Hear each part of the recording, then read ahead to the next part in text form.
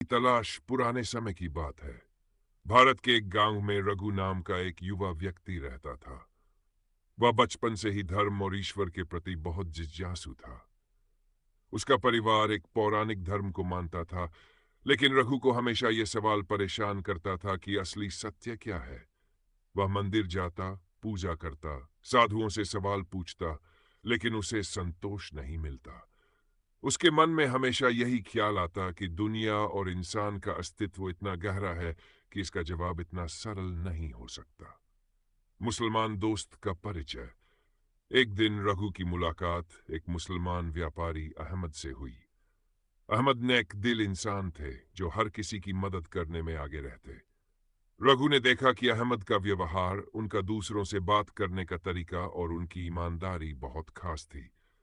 रघु ने एक दिन उनसे पूछा, आप इतने शांत और खुश कैसे रहते हैं? क्या आपके धर्म में इसका कोई राज है? अहमद ने मुस्कुराते हुए जवाब दिया, हमारा धर्म हमें सिखाता है कि सब कुछ अल्लाह की मर्जी से होता है। इस्लाम हमें सच्चाई, ईमानदारी और दूसरों के साथ अच्छा व्यवहार करना सिखाता है।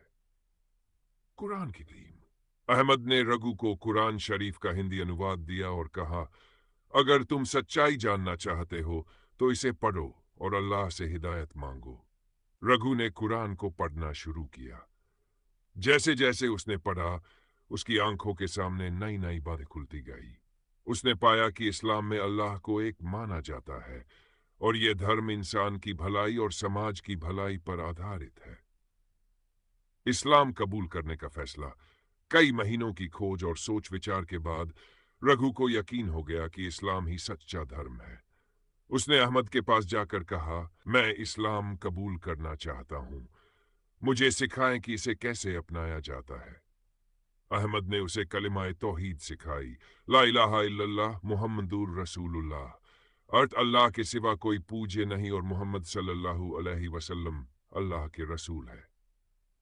रघु का नाम बदलकर अब्दुल रहमान रखा गया। उसने नमाज पढ़ना, रोजा रखना और इस्लाम के बाकी अरकान को अपनाना शुरू कर दिया। नया जीवन।